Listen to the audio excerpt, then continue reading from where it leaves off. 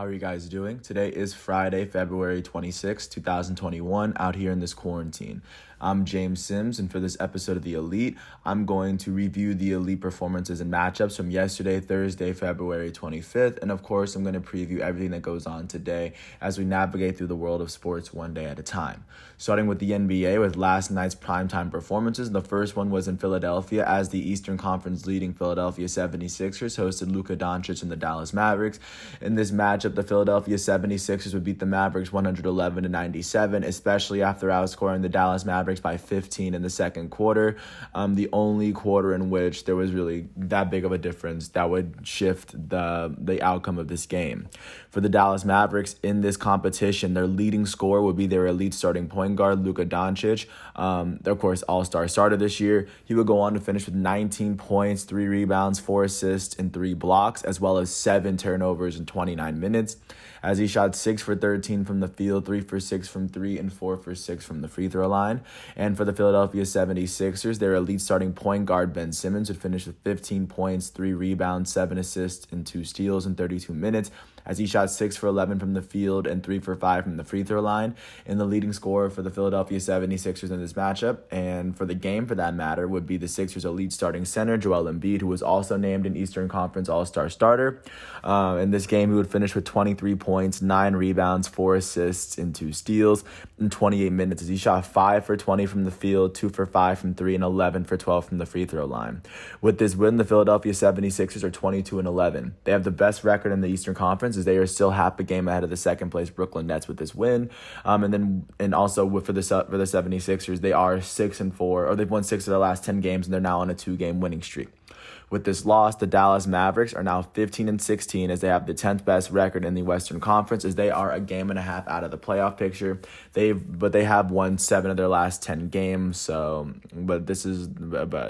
loss is eventually going to happen. But still, big win for the 76ers. Jumping out to the other primetime matchup of the night, the Milwaukee Bucks hosted the New Orleans Pelicans as Zion and Giannis face off against one another. In this game, the Milwaukee Bucks would beat the Pelicans 129-125.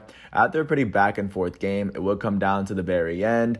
I thought the best play and the best player of the night would be Giannis Antetokounmpo. He had a coast to coast dunk that would put the Bucks up by 3. That would eventually seal the game to help them get their 20th win of the season. They are the third team in the East to cross that threshold. And in this matchup for the New Orleans Pelicans, their starting point guard out of UCLA, Lonzo Ball, would finish with 20 points and 8 assists in 35 minutes, as he shot 7 for 14 from the field and 6 for 10 from 3. Their elite starting small forward, Brandon Ingram from my alma mater, Duke, would finish with 23 points, 4 rebounds, and 2 assists in 37 minutes, as he shot 11 for 25 from the field and 1 for 10 from 3. And the leading scorer for the New Orleans Pelicans would be their elite starting power forward out of Duke, of course. Go Duke.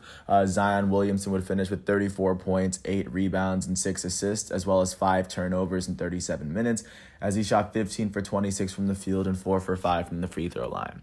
For the Milwaukee Bucks in this matchup, their starting shooting guard out of Villanova, Dante DiVincenzo, would finish with 24 points, 7 rebounds, 9 assists, and 2 steals in 35 minutes, as he shot 9 for 16 from the field, 4 for 7 from 3, and a perfect 2 for 2 from the line. Their starting small forward, Chris Middleton, would finish with 31 points, 7 rebounds, and 6 assists in 39 minutes, as Middleton shot 14 for 24 from the field, 2 for 4 from 3, and he made his only free throw of the night. And the leading scorer for the game, for that matter, and especially for the Milwaukee Bucks, would be their elite starting power forward, reigning back-to-back MVP, Giannis Antetokounmpo. Like I just said, he would finish with 38 points, 10 rebounds, and 4 assists in 38 minutes, as he shot 14 for 27 from the field, 2 for 5 from 3, and 8 for 10 from the free throw line. With this win, the Milwaukee Bucks are 20-13. They are the third team in the Eastern Conference to eclipse 20 wins. Within the playoff picture, they are 2 games behind the first-place 76ers and a game and a half behind the second-place Milwaukee Bucks. Also, they are 3.5 games ahead of the fourth-place Indiana Pacers, just to give you a sense of what they're looking like in the division, as they are currently on a 4-game win streak, and they've won 5 of their last 10. Starting to pick things up from their earlier skid, from their earlier troubles. With this loss, the New Orleans Pelicans are officially 14-18. They have the fifth worst record in the Western Conference at the moment, as they are currently sitting 3 games behind the 8th place Denver Nuggets in the playoff picture, and they have lost 6 of their last 10 to give a sense of what they're up to this season. Jumping out really quickly to Brooklyn, the Brooklyn Nets hosted the Orlando Magic and were able to pull off a 129-92 win after outscoring Orlando by 22 points in the second quarter, and they outscored them by 17 in the fourth. And they just were able to kind of just dominate the Orlando Magic to pick up their 22nd win of the season, as they are now on an 8-game win streak as a team. For the Orlando Magic, their leading scorer will be their starting center out of USC, Nikola Vucevic, who finished with 28 points and 12 rebounds in 32 minutes, as he shot 12 for 23 from the field, 3 for 7 from 3, and he made his only free throw of the night. And for the Brooklyn Nets in this matchup, their elite starting shooting guard, James Harden, would finish with 20 points, 9 rebounds, 7 assists, and 6 turnovers in 33 minutes, as he shot 7 for 16 from the field, 5 for 10 from 3, and he was 1 for 2 from the free throw line. And the leading scorer for the Brooklyn Nets last night was Kyrie Irving, their elite starting point guard out of Duke. Go Duke.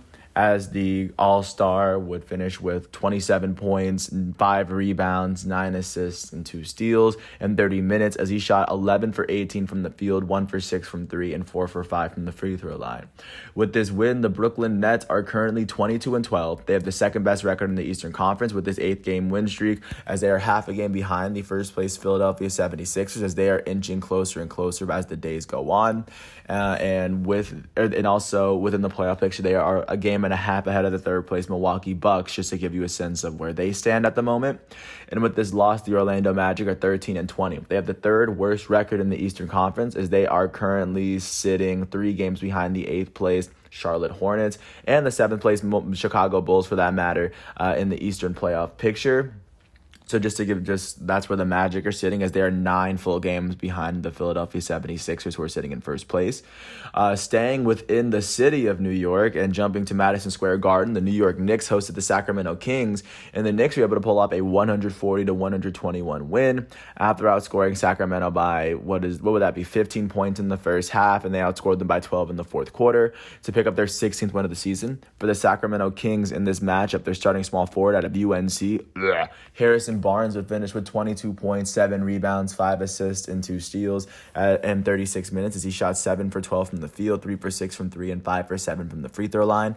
And the leading scorer for the Sacramento Kings would be their starting point guard, De'Aaron Fox out of Kentucky. Less of a but still a as he finished with 29 points and 11 assists, as well as 6 turnovers in 39 minutes, as De'Aaron Fox shot 9 for 18 from the field, 3 for 7 from 3, and 8 for 10 from the free throw line. And for the New York Knicks in this matchup, their starting power forward, Julius Randle, would finish with 21 points and 14 rebounds, as well as 5 turnovers in 31 minutes, as he shot 9 for 18 from the field, 2 for 4 from 3, and 1 for 2 from the free throw line, as he led all starters in scoring.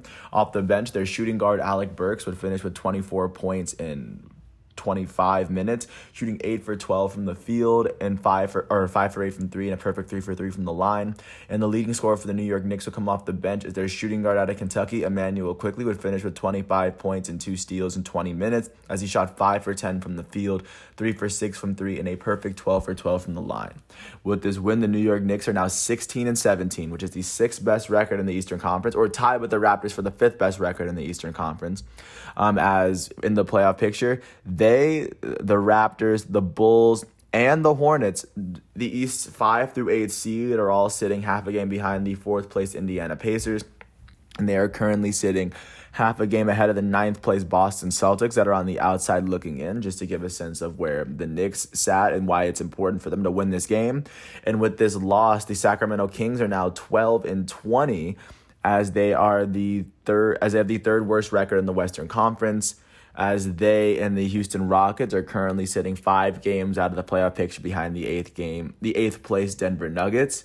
Jumping to Memphis, the Memphis Grizzlies hosted the Los Angeles Clippers and were able to pull away with a 122-94 win after outscoring the Clippers by 11 in the second quarter and 14 in the fourth. For the Los Angeles Clippers in this matchup, their elite starting shooting guard Paul George would finish with 13 points, 7 rebounds, and 3 assists in 28 minutes, as he shot 3 for 12 from the field, 1 for 4 from 3, and a perfect 6 for 6 from the line. And the leading scorer for the Los Angeles Clippers would be their goated small forward, Kawhi Leonard, who finished with 17 points, 5 rebounds, and 7 assists in 32 minutes as Leonard shot 6 for 14 from the field, 1 for 5 from 3, and 4 for 5 from the free throw line. For the Memphis Grizzlies in this matchup, their elite starting point guard, Ja Morant, would finish with 16 points, 2 rebounds, and 7 assists in 30 minutes as he shot 7 for 14 from the field, 1 for 4 from 3, and 1 for 2 from the line. The leading scorer for the Memphis Grizzlies would come off the bench as their point guard, Tyus Jones, out of Duke, go Duke, would finish with 20 points in 15 minutes as he shot 9 for 11 from the field and 2 for 3 from 3. With this win, the Memphis Grizzlies are officially 14-14, which is the 9th best record in the Western Conference, as they currently sit 1 game behind the 8th place Denver Nuggets in the playoff race, as they also are sitting 10 full games behind the Utah Jazz to give a sense of what they're doing. And with this win, they've won 5 of their last 10, so that's looking pretty well for them. And with this loss, the Los Angeles Clippers are sitting at 23-11, which is the 2nd best record in the Western Conference, as they currently trail the first place Utah Jazz by 4 total games in the division. And then last but not least, jumping out to Denver, the Denver Nuggets hosted the Washington Wizards. And in this game, the Washington Wizards would pull away with a win at the very end, beating the Nuggets 112-110. Big win for them as they picked up their 12th win of the season, as this game remained roughly close for the entire game and went all the way down to the very last second. For the Denver Nuggets in this matchup, their elite starting center, Nikola Jokic, would finish with 24 points, 11 rebounds, 7 assists, and 2 blocks in 38 minutes as Jokic shot 9 for 18 from the field, 3 for 4 from 3, and a perfect 3 for 3 from the line. And the leading scorer for the Denver Nuggets would be their elite starting point guard out of Kentucky, Jamal Murray, who finished with 34 points, 6 rebounds, and 6 assists, as well as 2 blocks and 5 turnovers in 42 minutes as he shot 12 for 23 from the field, 6 for 11 from 3, and 4 for 5 from the free throw line. And for the Washington Wizards in this matchup, their elite starting point guard, Russell Westbrook, would finish with 16 points, 10 rebounds, 10 assists, 3 steals, and 5 blocks in 37 minutes as Westbrook shot 6 for 17 from the field, 1 for 3 from 3, and 3 for 4 from the free throw line. Their starting power forward out of Gonzaga, Rui Hachimura, would finish with 20 points and 5 rebounds in 38 minutes as he shot 9 for 16 from the field.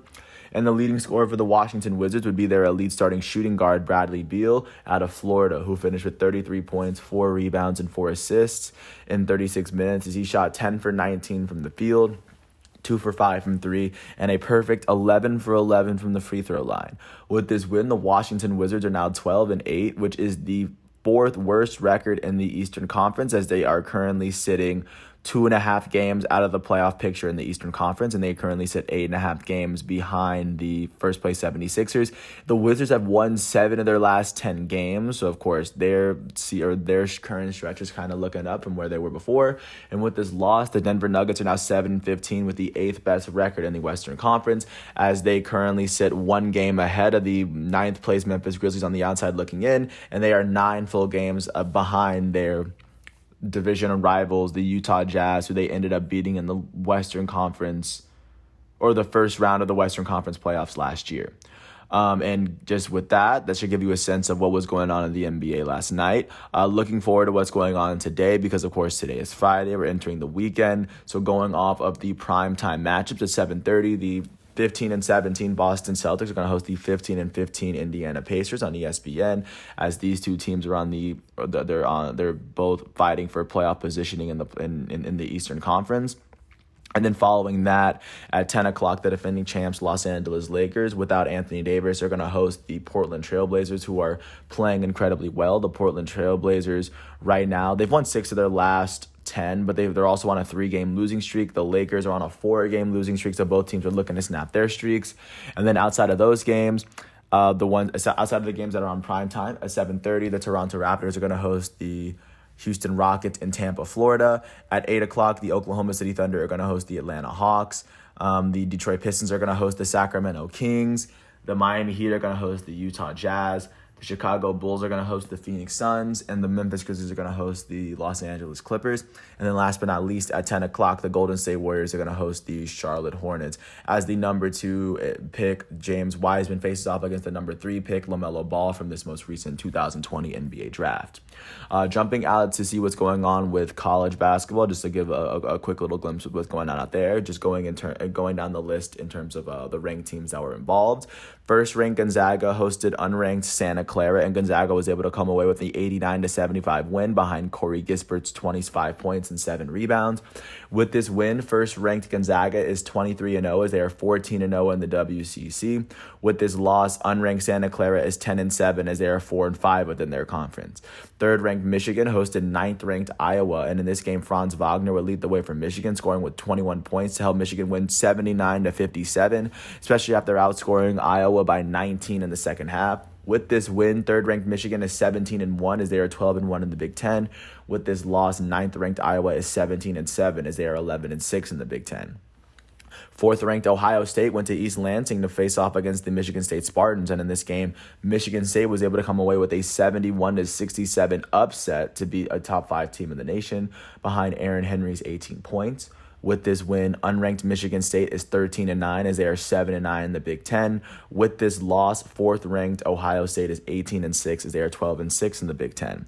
Fifth-ranked Illinois hosted unranked Nebraska, and Illinois was able to come away with an 86-70 win after outscoring Nebraska by 8 points in both halves, behind Kofi Cockburn's 24 points and 7 rebounds. With this win, fifth-ranked Illinois is 17-6 as they are 13-4 in the Big Ten. With this loss, unranked Nebraska is 5-17 as they are 1-14 in the Big Ten. 12th-ranked Houston hosted unranked Western Kentucky, and Houston was able to come away with an 81-57 win after outscoring Western Kentucky 42-19 by 23 points in the second half, behind Quentin Grimes' 33 points. With this win, 12th-ranked Houston is 19-3 as they are 13-0 at home, and with this loss, Western Kentucky is now 15-5 on the season. Also, 19th-ranked USC went to Colorado to face off against the Buffaloes, and in this game, the Buffaloes would pull off the upset, beating USC 80-62, especially after outscoring the Trojans by 13 in the first half, behind Jariah Horn's 24 points and 11 rebounds. With this win, unranked Colorado is 18-7 as they are 12-6 in the Pac-12, and with this loss, 19th-ranked USC is now 19-15 as they are 13-4 in the Pac-12. And then last but not least, 22nd-ranked San Diego State hosted Boise State, and they were able to beat them 78-66 in overtime, behind Matt Mitchell's 24 points and 9 rebounds. With this win, 22nd-ranked San Diego State is 18-4 as they are 12-3 in the Mountain West. And with this loss, unranked Boise State is 18-5 as they are 14-4 in the Mountain West. And looking forward to what's going on today, because of course today is Friday within college basketball. The only ranked matchup that you will see is 21st ranked Loyola Chicago hosting unranked Southern Illinois on CBS Sports Network, as this is going to be an NBC matchup between these two teams before we prepare for a Saturday that's jam-packed full of college basketball. Jumping really quickly to the NHL, of course, staying within the arena. And then, as you're well aware, I got to bring this up every time, that they have to play within their own division to limit traveling due to COVID, of course. Starting in Canada, the Winnipeg Jets were able to beat the Montreal Canadiens 6-3 after scoring 3 goals in the second and third period. Connor will lead the way, the left winger for Winnipeg, as he scored 2 goals on the night as the Jets picked up their 12th win of the season. With this win, the Winnipeg Jets are now sitting third in the North Division table as they are 7 full points behind the Toronto Maple Leafs. And staying up in Canada, the Ottawa Senators were able to beat the Calgary Flames 6-1 as they scored 2 goals in every single period to pick up their 7th win of the season. With this win, the Ottawa Senators are sitting at the very bottom of the North Division table, as with 15 points, they are trailing the first place Toronto Maple Leafs by 17 total points in the table. And then last but not least, staying within that division, the Vancouver Canucks hosted the Edmonton Oilers, and the Edmonton Oilers were able to come away with a 3-0 win. Their captain, Connor McDavid, would finish with a goal and an assist, as their goalie, Smith, would finish with 32 saves on the day, keeping a clean sheet to help the Oilers pick up their 14th win of the season. And with this win, they are sitting second in the North Division as they trail the first place Toronto Maple Leafs by 4 points. Jumping out to the East Division, the New York Islanders hosted the Boston Bruins, who were able to pull up a 7-2 win. After going into the third period, the score was tied at 2, and of course, the Islanders busted it wide open with 5 goals in the third period, something you rarely see, and that was to pick up their 10th win of the season. With this win, the New York Islanders are currently sitting third in the East Division as they trail the Boston Bruins and the Washington Capitals by 1 point in the table. Speaking of the Capitals, they were able to beat the Penguins 5-2 after scoring 4 goals in the third period. And just TJ Oshie, of course, one of their big performers, finishing with a goal and an assist for the Capitals to pick up their 10th win of the season. And like I just said, the Capitals are now tied with the Bruins at the top of the table with 24 points, 1 point ahead of the New York Islanders. And continuing on, jumping out to Buffalo, the Buffalo Sabres hosted the New Jersey Devils, and the Devils were able to pull away with a 4-3 overtime win behind Zacha's 1 goal and 2 assists to pick up their 7th win of the season. And then with this win, the New Jersey Devils are currently sitting 6th in the table as they trail the first place Bruins and Capitals by 8 total points in the table. Jumping to the Central, the Tampa Bay Lightning were able to beat the Carolina Hurricanes 3-1 after scoring 2 goals in the second period to pick up their 13th win of the season. With this win, the Tampa Bay Lightning are now sitting 2nd in the Central Division as they trail the Florida Panthers by a point in the table. Speaking of the Panthers were able to beat the Stars 3-2 after scoring all 3 of their goals in the third period after trailing 2-0 to pick up their 13th win of the season. With this win, they are sitting on top of the Central Division. Like I just said, they are 1 point ahead of the second place Tampa Bay Lightning, just to give you a little one just on the other side of the coin. And then last but not least within that division, the Chicago Blackhawks were able to beat the Columbus Blue Jackets 2-0 after scoring both of their goals in the third period to pick up their 11th win of the season. With this win, the Chicago Blackhawks are sitting 3rd in the Central Division as they trail the first place Florida Panthers by 2 points. And looking out to today's matchups, just looking at the primetime ones, at 8 o'clock, the Minnesota Wild are going to host the Los Angeles Kings on ESPN+. And then at 9 o'clock, the Arizona Coyotes are going to host the Colorado Avalanche on ESPN+. So those are the 2 games to look out for. And then outside of those, the Rangers will host the Bruins, but that's not going to be on primetime. And last but not least, taking it to the international sphere, just to give a glimpse of what's going on in the world of soccer. Because yesterday was Thursday, the majority of yesterday's games did take place in the Europa League, as the Europa League they finished their round of 32, as they've already selected the teams that will play each other in the round of 16. But first, Ajax Amsterdam was able to beat Lille 2-1 as they advance to the next round. Arsenal hosted Benfica and were able to come away with a 3-2 win to win on aggregates.